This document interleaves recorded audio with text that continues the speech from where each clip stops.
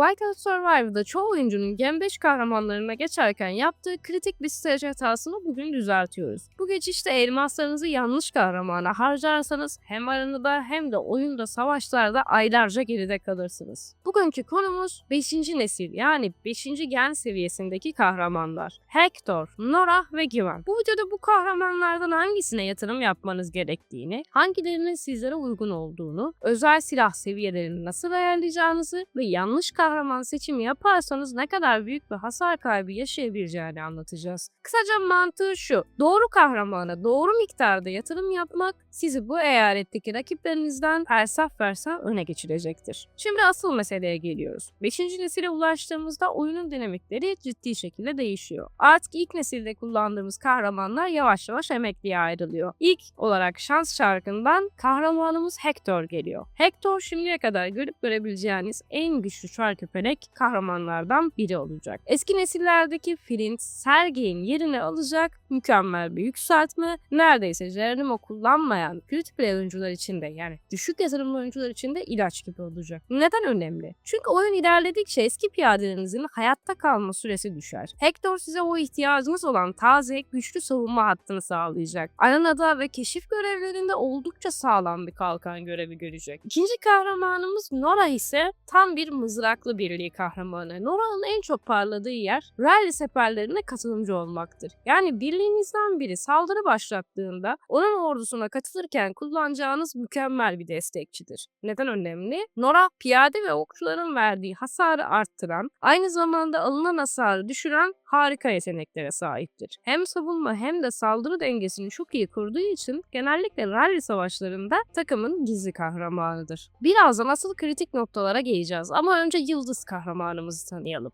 Üçüncü kahramanımız Gwen. Gwen bir okçu kahramanı ve kelimenin tam anlamıyla arenanın canavarıdır. Yetenekleri tamamen alanı temizlemek ve devasa hasarlar çıkarmak üzerine. Neden önemli? Karşınızdaki oyuncunun gücü sizden yüksek olsa bile iyi geliştirilmiş bir Gwen o savaşı tek başına çevirebilir. Ayrıca 50-50 formasyonu oynayan insanların Gwen'i tercih etme önceliği de olacak. Çünkü en son nişancımızı Gen 2'de Gwen bizim için sıçrama yapacağımız kahramanlardan biri. Hasar artışı sağlayan yetenekleri sayesinde de takımda rallilere katılırken bel kemiği olacaktır. Şimdi gelelim kritik hatalar bölümüne. Dikkat edin. Çoğu oyuncu burada bazı hatalar yapıyor. Hata 1. Özel donanımlar yani özel silahlar, eşyaları eşit dağıtmak. Oyuncular ellerine geçen eşya yükseltmek için özel donanım silah parçalarını Hector, Nora ve Gwen arasında eşit olarak paylaştırıyor. Ne demiştim? Bu oyunda dengeli gitmek dünyanın en kötü işlerinden biridir. Hepsini 3. ve 4. seviyeye yapmaya çalışıyorsunuz ve bu devasa bir hata sağlıyor. Eğer doğru kahramanları seçip düşük yatırımcı olarak 4 ve 6. seviyede o kahramanları seçersek bizim için daha faydalı olacak. Hector ve Nora'nın özel silahları savunma odaklıdır. Savunma eşyalarına seviye atlatmak size savaş kazandıran o bitirici vuruşu sağlamaz. Kısıtlı kaynaklarınızı bir nevi çöpe atmış olursunuz. İkinci hataya geldiğimizde ise ayı avında yanlış kahramanları kullanmak. Ayı avında tek bir amacınız var. Ayıya en kısa sürede en yüksek hasarı vurmak. Karşımızda bize saldıran ve bizi öldürecek bir düşman yok. Buna rağmen birçok oyuncu sırf yeni nesil diye bu kahramanları farklı kullanmayı tercih edebiliyor. İnanın Hector bize ayı ve hasarı için ilaç gibi gelecek. Güvenle birlikte vurduğumuz hasarı katlayacaktır. Yani doğru kahramanlarımıza doğru yatırım yapmalıyız. Örnek veriyorum, biz 50-50 gidiyorsak Güven ve Hector'un silahlarını artı 4 ve artı 6 arasında yükseltmeye çalışacağız. Tam olarak gelelim işin doğru kısmına. Adım 1. Özel eşya yani özel silahlarımızın çoğunu Güven'e basalım. Neden mi? Çünkü Güven'in özel silahı ölümcüllük verir, letality verir. Yani doğrudan verdiğimiz hasarı katlayarak arttırır. Hector ve Nora'nın silahları ise 1. ve 2. seviyede bırakabilirsiniz. Hiç sorun değil. Ancak Güven'in özel eşyasını yani özel silahını çıkarabildiğimiz kadar yüksek seviyeye çıkarmalıyız. Ayrıca artık ayı avında Geronimo'su olmadığı için rally saldırırken düşük yatırımcıların hasar vuramadığı devri Hector'la kapatıyoruz. Biliyorsunuz ki Hector'a gelen güncellemeden sonra nişancıları fazlasıyla buffladığı için Geronimo'yla neredeyse aralarında çok az fark olacak şekilde aynı hasarları vurabiliyor. Yani Flint'ten vazgeçiyoruz. Flint zaten bize hasar verdirmiyordu. Son Güncellemeden sonra Hector'u kullanıyoruz. Hector ve güven ikilisi bizim Aya ve hasarlarımızın artmasını sağlayacak. Ama şunu da unutmayın. Gen 6'da gelecek olan Vayne de yine bildiğiniz ilaç gibi nişancılardan biri. Elinizde 3 ay süre olacak. Kaynak yönetimi ve gelecek planlamasını buna göre yapmalısınız. Eğer oyuna çok para yatıran biri değilseniz her nesildeki 3 kahramanı maksimum seviyeye çıkaramazsınız. Yani kendi ekonominizi yapmalısınız. Hector'u alıp 5 yıldıza getirdiniz, örnek veriyorum. Ama elimizde bir 3 aylık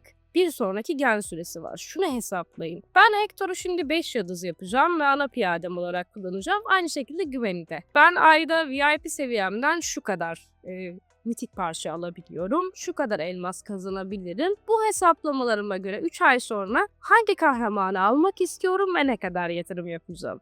Yani bir sonraki gen için kendi hesaplarınızı yapın. Benim buradaki planım ne? Size açıklayayım. Hector'u 5 yıldıza çekmek istiyorum. Geronimo Gen 1'de olduğu için stat farkı olarak güçlü olsa da yine Hector kadar etki vermeyecek. Bu yüzden benim şu anda yapmayı planladığım şey Hector'u 5 yıldıza çekmek, Alonso'yu Gen 2'de kalan nişancımı güncelleyip güvenle aynı şekilde 5 yıldız olarak kullanmak. 3 ayın sonunda benim hedeflediğim şey şu: birikimlerimi yine ideal şekilde yapıp 1150 mitik parçayı tekrar elde etmek ve elde ettiğim mitik parçalarıyla Vayne'i almak. Booming'e gitmek istemiyorum. Vayne dışında alabileceğim ne var? Tekrardan mitik kasıp Rennie var. Rennie'yi de günlük tekliflerle dilersem iletebilirim.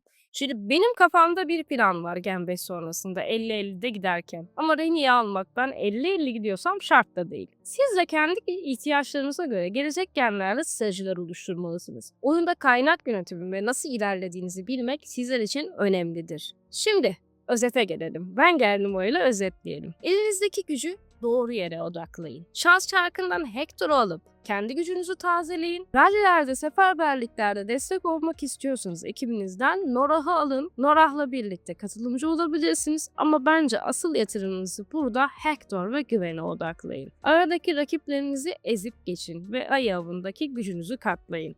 Eğer bu taktikler güç dengenizi değiştirdiyse ve bu tarz taktiklerin devamını istiyorsanız videoyu beğenmeyi unutmayın. Yeni bir yerde transfer olmayı düşünenler veya kahraman dizilimiyle ilgili sorusu olanlar yorumlarda toplansın. Hepsini teker teker cevaplayacağım. Bir sonraki videoda görüşmek üzere. Kendinize dikkat edin ballarım.